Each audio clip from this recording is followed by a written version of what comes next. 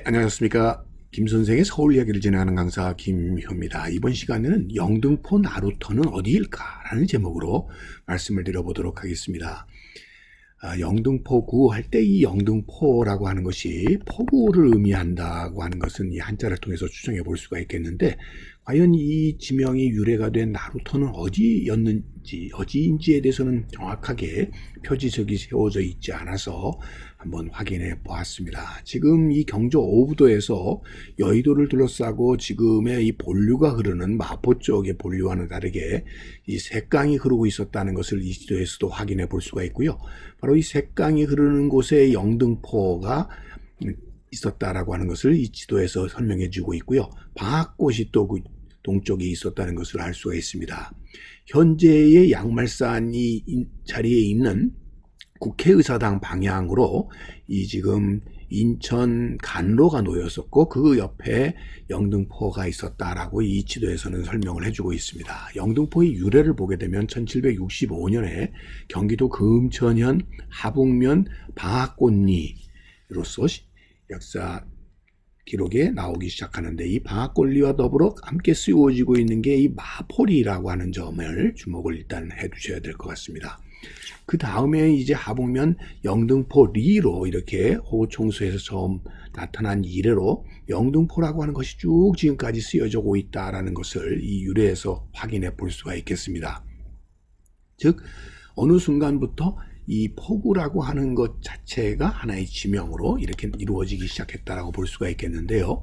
이 영등포가 이 포구가 있으려고 하면 주변에 강이나 이런 물가가 있어야 될 텐데, 현재 영등포구와 면하고 있는 지역으로 볼 수 있는 대표적인 영등포 도구로 볼 수 있는 것은 바로 이 샛강이라고 볼 수가 있겠습니다. 즉 이 샛강가에 포구가 있지 않았나 하는 것을 추정을 해볼 수가 있겠는데요.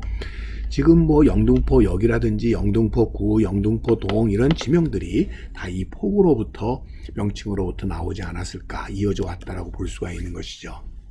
자, 그 중에 아까 주목해 봤었던 방학꽃과 더불어 사용이 되었었던 것이 이 마포리인데, 마포리라고 하는 명칭은 우리가 이미 잘 알고 있는 이 마포와 마포구 마포와도 관련이 있다고 볼 수가 있겠는데, 즉 이 마포와 맞은편 강 남쪽에 소위 나루가 있는 지역을 공통적으로 다 마포라고 불렀다라고 볼 수가 있는 것이죠. 그래서 이 지역도 마포라고 한때 불렀다고 얘기할 수가 있겠는데, 이것은 강을 사이에 두고 일반적으로 이 나루터는 같은 이름을 사용하고 있다는 것을 유추해 볼 수가 있겠고요. 또 하나, 이 마포라고 하는 한자로 쓰여져 있는 마포의 원래의 발음은 우리가 흔히 삼계라고 이렇게 하고 있어서, 이 개자가 포구를 의미하는 거다 보니까 포구 세 개가 합쳐져서 저희 마포를 이루었다라고도 얘기하고 있습니다만, 이 삼계라고 하는 말이 원래는 섬계에서 나왔다고도 이렇게 주장하는 분이 있습니다. 그러다 보니까 즉 지금의 이 여의도로 대표되는 이 섬에 있었던 나루였었다라는 명칭에서 섬계 나루가 오늘날의 마포가 되었다라고도 추정해 볼 수가 있지 않을까 싶습니다. 그런 의미에서 이 영등포는 즉 지금 이 샛강변에 이 여의도 쪽에 있었던 과 사이에 있었던 포구가 바로 이 마포, 오늘날의 영등포가 아닌가 싶습니다.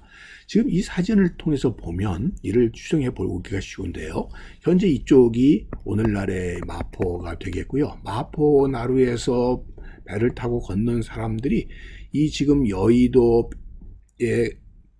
것을 남쪽으로 이렇게 쭉 걸어가는 모습을 볼 수가 있겠고요. 이것이 바로 양말산 오늘날의 국회의사당이 있는 자리가 되겠습니다. 그러다 보니까 지금 사람들이 걸어가는 길들이 이쪽으로도 조금 가는 길이 있습니다만 대체적으로 이 방향으로 가고 있는데, 이곳이 바로 오늘날의 신길역에 있는 방학고지가 되겠고요. 바로 이 방학고지 방향으로 가고 있다는 점에서 나루배를 타고 건너서 여의도에서 육지로 걸어 다시 이 샛강을 건너서 영등포 쪽으로 이렇게 이동을 했었다라는 것을 확인해 볼 수가 있겠습니다.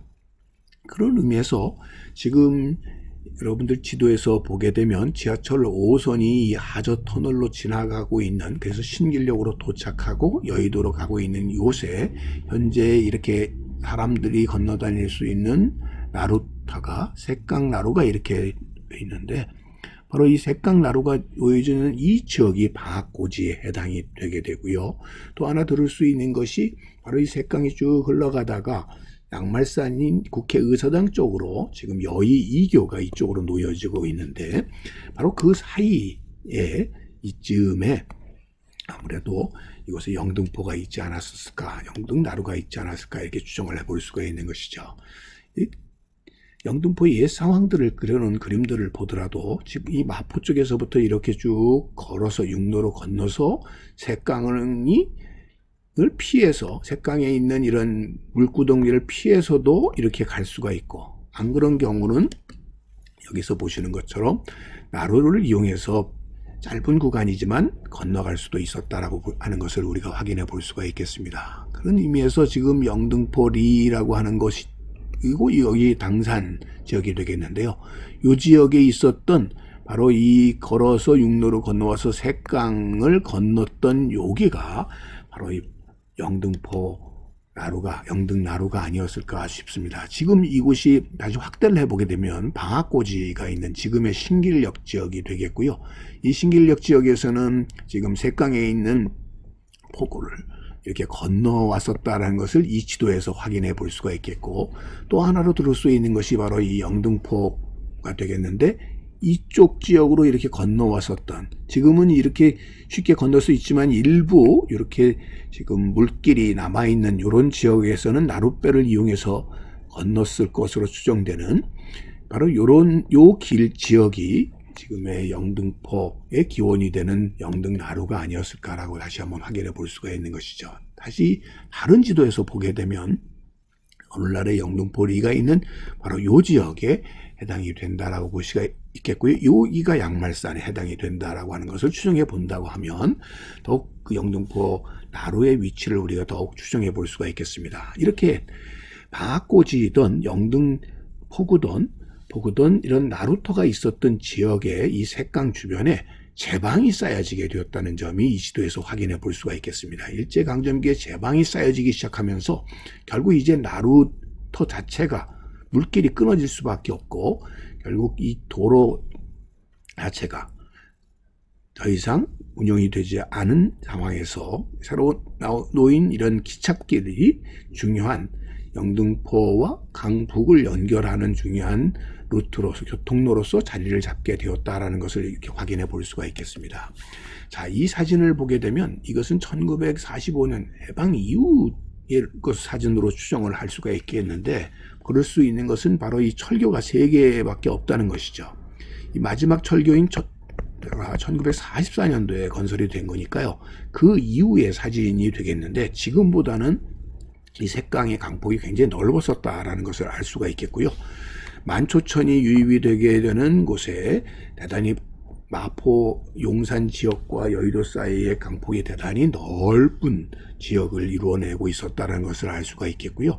또 한편으로는 철교가 있는 이 서빙고 일대에도 색강이 형성이 되어서 굉장히 폭이 넓었다는 것을 알 수가 있습니다. 한편으로 신길동 지역과 여의도 지역에 그 여의도 비행장이 있는 곳에 이렇게 다리가 놓였었고 강폭이 대단히 넓었었다는 것을 확인해 볼 수가 있습니다.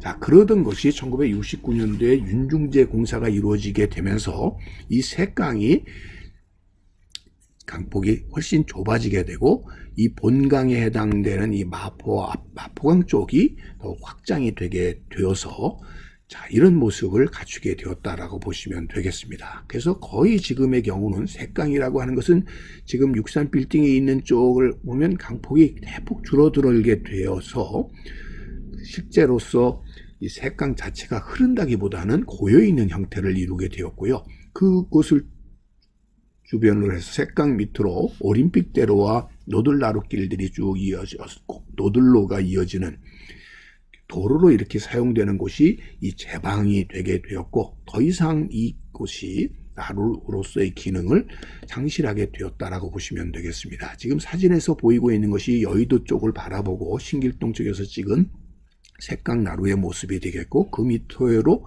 올림픽대로가 지나가고 있다라고 보시면 되겠습니다. 바로 이 색강교가 있는 지역이 방앗고지 나루라고 하는 것을 이 표지에서도 확인해 볼 수가 있겠고요.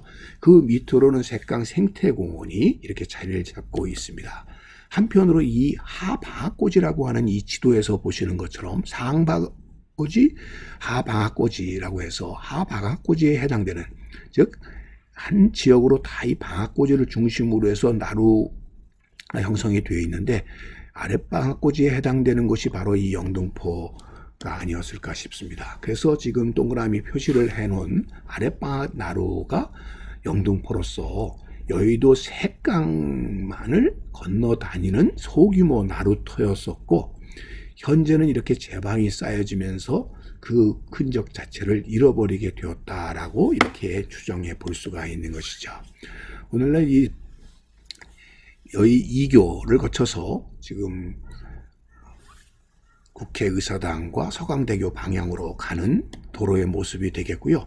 이 여의 2교 위에서 동쪽으로 바라보게 되면 멀리 지금 보이는 이 다리가 바로 이 색강다리가 되겠고요. 그러다 보니까 여의 2교와 이 색강다리 사이에 지금 영등포 나루가 있었다라고 이렇게 추정해 볼 수가 있겠고요. 그 사이에 흐르고 있는, 사실 그러나 흐른 듯 고여 있는 이 색강 주변에 지금 한림대학교 한강 성심병원이 있는 위치에 이 버두나루로 8길 쪽으로 가게 되면 바로 이 색강을 만나게 되는데, 이 지역이 영등포 나루에 였었던 것으로 이렇게 추정되어 얘기들이 되고 있다라고 보시면 되겠고요. 그 맞은편 쪽으로는 저 멀리 영등포 전통시장이 바라보이는 길이 되겠고요.